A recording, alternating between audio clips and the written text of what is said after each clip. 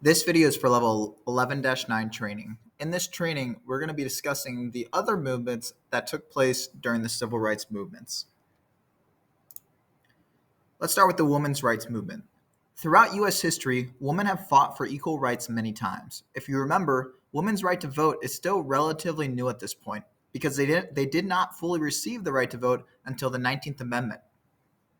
During the civil rights movement, they continue their fight for equality, but they are focusing on equal pay in a workplace, reproductive rights, and less of a role in childcare and more freedom to pursue careers and education.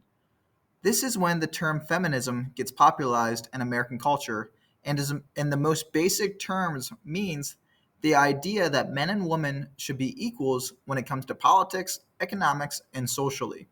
This term has obviously evolved over the years, but this is where it started. The National Organization for Women, or NOW, was founded in 1966, which was created to help organize support for the cause. The National Organization for Women held protests and demonstrations across the country while working for legislation for real change.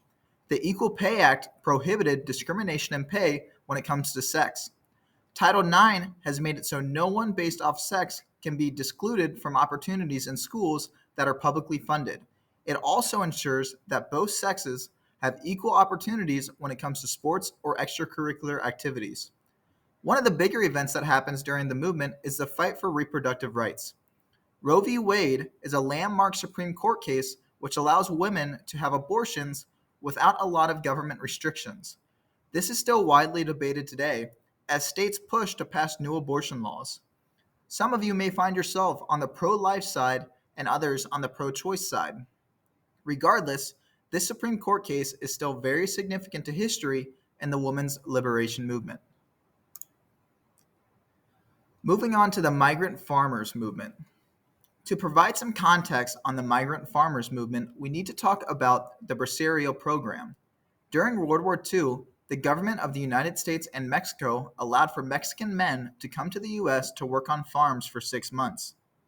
The war made it difficult for Americans to keep up with the demands of the war materials, so more labor was needed for farms. The Bracero program allowed for the U.S. to meet their labor shortage, and it also supplied Mexican farmers with a steady paycheck. Unfortunately, many of these Mexicans who were part of this program were treated very poorly. They faced abuse, unsanitary living conditions, very low pay, and very long hours. The program continued for years after World War II, but ended in 1964 once farm technology became more advanced and mechanized. This program brought up the question about working conditions for Mexican immigrants and Mexican Americans. The passage of the Immigration Act of 1965 got rid of the old U.S. quota system and practice, meaning that the U.S. would no longer discriminate against immigrants from non-traditional European countries. So a huge influx of immigrants came from Mexico and other Latin American countries. These immigrants usually found work on farms, but they faced low wages, long hours, poor living conditions, and were forced to move a lot. The United Farm Workers organized to combat the poor working conditions for migrant farm workers. They did this through nonviolent boycotts, strikes, and protests. Cesar Chavez founded the organization.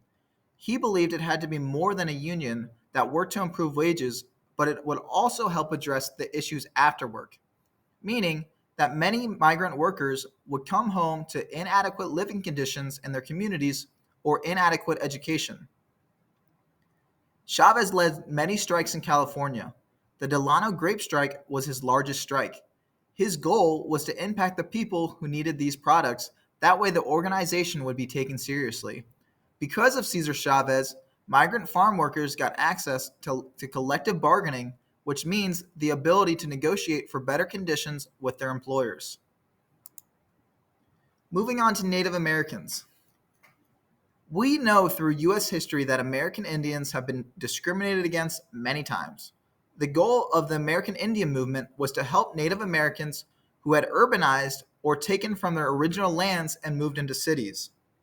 They would provide help with employments and discrimination, but the American Indian movement got much larger.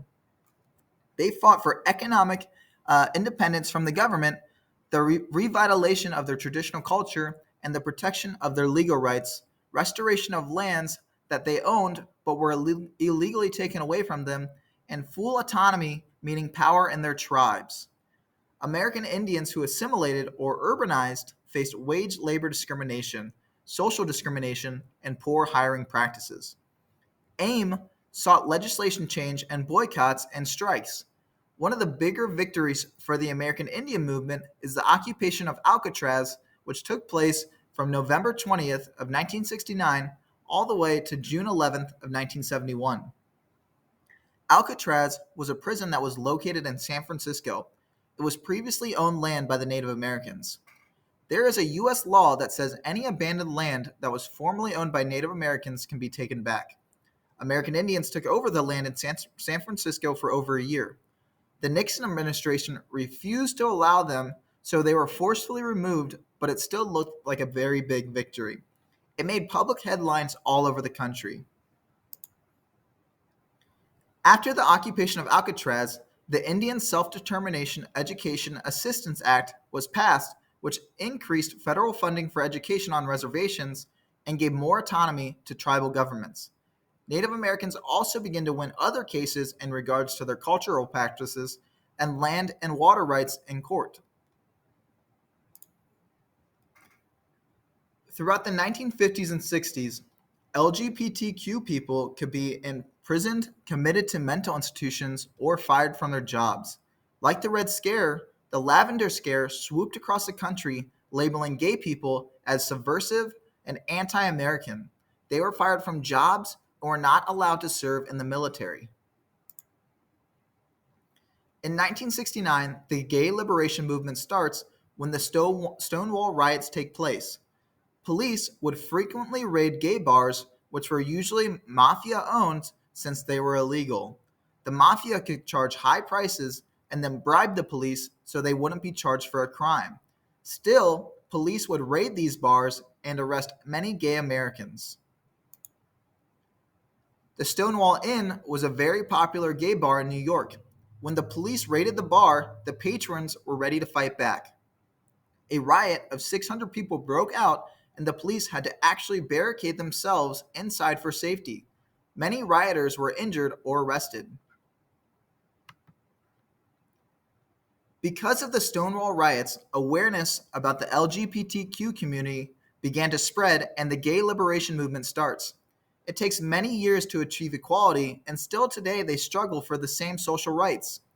In 1982, the military openly banned gay men from serving. In 1993, the Don't Ask, Don't Tell policy was passed, which means if you kept it a secret, you could serve. Gay people were looked at as mental patients that needed to be institutionalized. In 2011, the law was appealed, and now gay men and women can serve. In 2015, gay marriage becomes legal in all states, and in 2021, the military lifted all transgender bans.